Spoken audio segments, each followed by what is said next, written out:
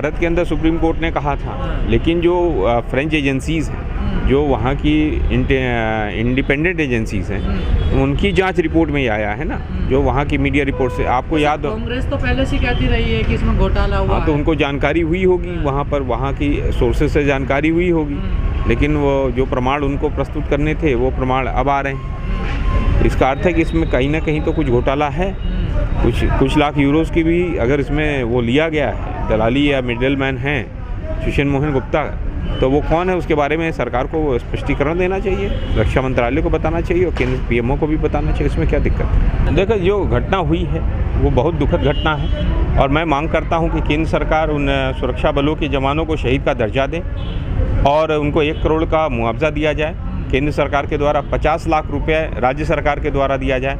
उनके बच्चों की निःशुल्क शिक्षा की व्यवस्था की जाए, उनके माता पिता, बुजुर्ग माता पिता के भरण पोषण की व्यवस्था की जाए और इसके साथ साथ उनको पेंशन दिया जाए, पेंशन की सुविधा भी सुरक्षा बलों को दिया जाए। और इसके साथ साथ जो लोगों ने क्राइम किया है, नक्सलियों ने, उनके खिलाफ कार्रवाई हो और आदिवासियों को जो नक्सली भ्रमित करके अपने साथ ले जा रहे हैं उनको रोकने का प्रबंध, उनके साथ संवाद स्थापित करने की आदिवासियों के साथ और वहाँ के लोगों को जो वनवासी उनके साथ सरकार को संवाद भी स्थापित करना और केंद्र और राज्य को दोनों को मिलकर सामंजस्य बैठाकर काम करना चाहिए।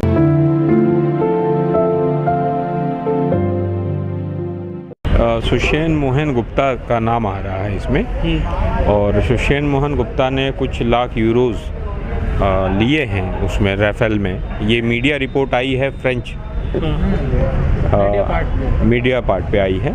ये बहुत ही गंभीर मसला है और ये जग्गी सुदेव के साथ उनकी फ़ोटोग्राफ भी है। और जग्गी सुदेव कौन है? ये वासुदेव, ये आपको मालूम ही है, वो एक धार्मिक लीडर हैं और धर्मगुरु हैं और वो काफ़ी इस समय के वर्तमान केंद्र सरकार के काफ़ी नज़दीकी हैं। तो ये तो जांच का विषय है, बहुत बड़ी जांच होनी चाहिए इस पर। तो मोदी जी जो कहते हैं, क्या वो हवाई होता है सब चीज़? देखिए, मैंने पहले भी कहा कि नरेंद्र मोदी जी प्रधानमंत्री हमारे हैं, उनसे हमारी लड़ाई नीतिगत है, लेकिन जब भी वो बयान देते हैं उन्हें सोच समझ के बयान देना चाहिए। और ख़ासकर वो जब लोकसभा के अंदर या संसद के अंदर बयान देते हैं तो उसकी प्रामाणिकता जांच के करें, क्योंकि जब इस तरह की चीज़ें करेंगे तो लोग यही कहने फिर मांग उठने लगती देश के अंदर कि उन्हें झूठ बोलने की नोबेल प्राइज़ मिलना चाहिए, उन्हें झूठ बोलने का भारत रत्न देना चाहिए। तो ये अच्छा नहीं लगता कि प्रधानमंत्री के विषय में भी लोग ऐसा बोलें, तो ये पद की गरिमा भी गिरती है इससे। लेकिन सर, गड़बड़ तो हुई है कहीं ना कहीं। हाँ, तो ऑब्वियस है, इसमें है, जब आई है रिपोर्ट तो गड़बड़ी है, हुई है। कहीं धुआं तभी उठता है जब कहीं आग लगती है। तो इसका अर्थ है कि सरकार को इस विषय पे स्पष्टीकरण देना चाहिए और जो भी अगर किसी ने इसमें दलाली खाई है तो उसके ऊपर कार्रवाई होनी चाहिए। उसमें क्या दिक्कत? क्या था कि उस समय देश में तमाम घटनाएं हुई थी, पुलवामा की घटना हुई थी और वो बालाकोट की एयर स्ट्राइक भी हुई थी, तो वो सब भावनात्मक मुद्दे थे उस समय।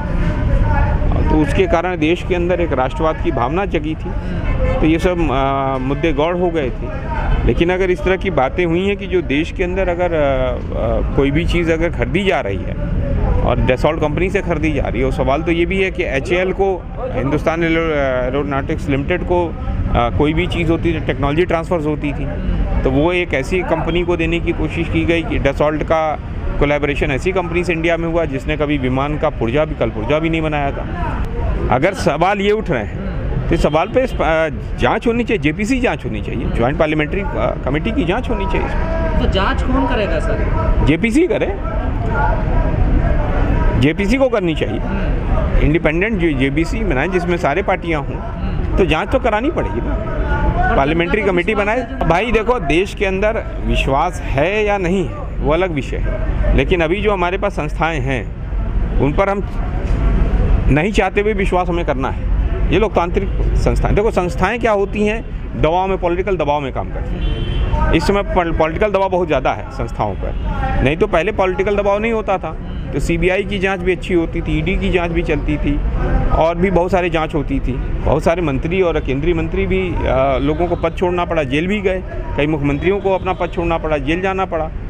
तो ऐसा नहीं है, पहली बार इस देश के अंदर हो रहा है कि पॉलिटिकल, अब जनता का प्रेशर होगा देखो, जनमानस का जब दबाव होता है, जब किसी नेता के साथ जनमानस जुड़ जाता है तो ये संस्थाएं उनके उन नेता के सामने दब्बू बन जाती हैं। लेकिन अब देखो, ये किसान आंदोलन ने एक तो तय कर दिया ना, किसान आंदोलन ने एक चीज़ की वॉइस दे दिया है। तो ये नहीं तो ये सवाल आप भी नहीं मुझसे पूछते। ये तो जेपीसी अब तय करे, इसे जेपीसी की जांच हो और भी जो इंडिपेंडेंट एजेंसी से जांच कराए। ये तो जांच का विषय है ना।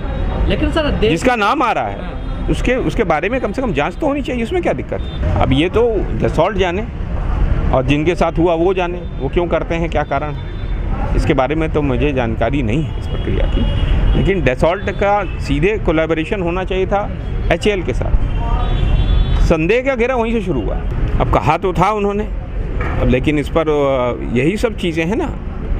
अब कोई भी चीज़ उन्होंने वो करते हैं तो वो कहते हैं कि हमने इसलिए किया कि इससे ये फ़ायदा होगा, लेकिन उसका फ़ायदा तो देश के अंदर नहीं घटना हो गई है। तो वही तो कह, ये घटना बहुत बड़ी घटना है। और ये घटना सुन लो आप, देखो एक और चीज़ है, इस वर्तमान में जो केंद्र सरकार है, ये जब से 6-7 साल है, मैं देख रहा हूँ कोई भी राज्य का चुनाव होता है उसमें केंद्र की पूरी मशीनरी लग जाती है, केंद्र सरकार पूरा लग जाता है, 100 से ज़्यादा सांसद लग जाते हैं।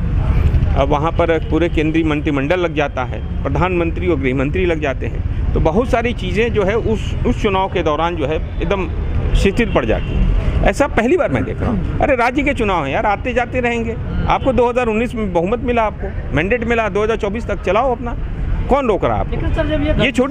ये छोटे राज्यों, हर राज्य में जाकर चुनाव जीतने की जो एक नई एक उनकी कोशिशें हैं, ये बहुत ज़्यादा अच्छी तो नहीं है। देखो, केंद्र और राज्य में कोऑर्डिनेशन पहले हो, फिर आपसी जो उनके तालमेल हो, इंटेलिजेंस के भी इनपुट्स को तालमेल के साथ। देखो, कोई भी चीज़ बहुत बड़ी नहीं होती है। 2 तरीके से आप कर सकते हैं। जो ज़्यादा बदमाश है उसको न्यूट्रलाइज कर सकते हैं, और जहाँ पर आप संवाद से मामले को सुलझा सकते हैं वहाँ संवाद से सुलझा लीजिए। तो बहुत बड़ा मुद्दा नहीं है। मुद्दा यह है तालमेल की कमी। तालमेल की कमी के कारण केंद्र और राज्य में आज राज्य सरकारें हैं। अब जब केंद्रीय मंत्री, केंद्रीय गृह मंत्री किसी राज्य सरकार के मुख्यमंत्री को ये कहें इसकी सरकार हटाएंगे, तो उन दोनों में वैमनस्यता होगी कि मित्रता होगी। सर ये तो मित्रता बनाकर, आपसी सामंजस्य बनाकर ही काम हो सकता है ना। ये सर, जो 5 राज्यों में चुनाव चल रहे हैं हमारे देश में, ये जो घटना हुई है, क्या इससे कुछ चुनाव को प्रभावित किया जा सकता है? देखिए, ये सब चुनावी मुद्दे तो नहीं है, ये देश के आंतरिक सुरक्षा का मसला है। लेकिन जब चुनाव आते हैं, मैं जो कह रहा हूँ आंतरिक सुरक्षा का मसला है, और इस पे सवाल तो गृह मंत्रालय के ऊपर भी है, क्योंकि केंद्रीय सुरक्षा बल तो केंद्रीय गृह मंत्रालय के अंतर्गत आता है। ये कहीं ना कहीं फेलियर है, और गृह मंत्रालय को भी सोचना चाहिए, गंभीरता से इस पर सोचना चाहिए। और मैं आग्रह करूँगा कि इस पर गंभीरता से विचार करें कि किस तरीके से देश को चलाना है इनको। अगर आपको चुनाव ही लड़वाना है तो संगठन में रहिए ना, क्या दिक्कत आ रही है? कोई दिक्कत नहीं है, किसी दूसरे व्यक्ति को दे दीजिए। आप चुनाव लड़ाना, संगठन में रहिए, संगठन में